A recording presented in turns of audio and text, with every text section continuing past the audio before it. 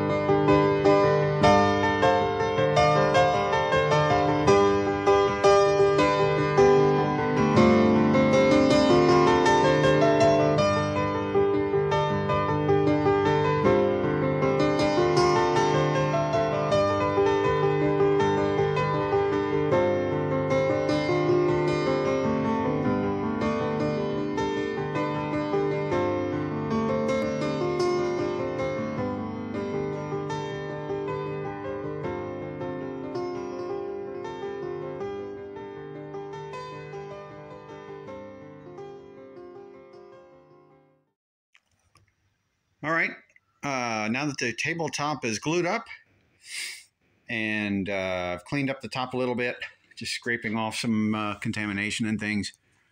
The middle of the table is relatively flat. It's the ends that are the problem, of course. So when we get back here, we've got a pretty significant hump in the middle, and that's mostly attributable to this one plank right here. Maybe I should have ripped him in half and reversed the grain. And then down at the other end, we've got a fairly flat table. Nothing that some caps on the end won't fix. The repair job came out okay. And the joints of the table look pretty good. So I'm pretty happy with the glue up, at least. And my planing and things. So I've decided not to cut the tabletop up into 3 sections so that they fold and overlap each other. I'm just going to treat this as a table rebuild with a new top, a cleaned up top, re-glued, and I'll put some coat or two of polyurethane on the top. But I'm going to try and preserve as much of the pencil writing as I can. I'm not going to clean up the bottom too much for that reason. But the top, I'm going to try and make it a nice flat top. I did buy some maple 1x2s at the Home Death Trap. So these have pretty nice looking straight grain. It's just that they're flat sawn, which is unfortunate. But they're relatively straight. So I'm going to biscuit 2 of these to the edge, and then I'm going to cut about 3/4 of an inch off of the end of each board to give me a nice straight edge. And then I will put a top and bottom rabbet and then a corresponding channel in the end and peg that in place so that the table can expand and contract. But other than that, I'm just treating this as a rebuild. The table will be structurally identical to what it was. Anyway, that's where we're at right now.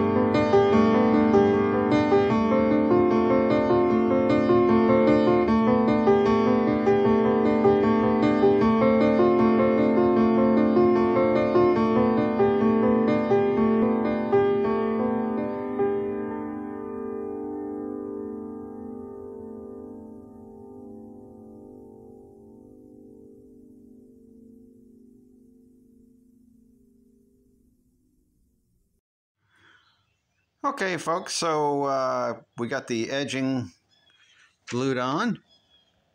These are 1x2 maples I got from Home Death Trap. And actually, after going to Rockler and seeing some of their wood stock, it actually wouldn't surprise me if this table wasn't maple. It might be basswood, because it's such a fine grain. It is fine grain like maple. It's light colored like maple. But for example, you can tell here the grain is more distinct here, and here it's not. So this might be basswood, which is just fine for using maple because it'll give a nice hard edge to the table. And anyway, so the next step here is to put the edging on here. And basically, I'm illustrating the next cuts I'm going to make. So this line going up and down, I believe, is perpendicular to this face right here, using a 3, 4, 5 triangle. The table is now 3 feet wide, like it used to be. So, which means I took 3 inches of wood off of the planks through the table saw and planing, and then ripping down a fresh edge to get rid of any rot. So I'll be cutting. First cut will be to cut straight through to leave my tongue here, which is going to go into another piece of 1x2 that's going across the grain. And I'll be pinning that and into slots to allow the table to expand and contract.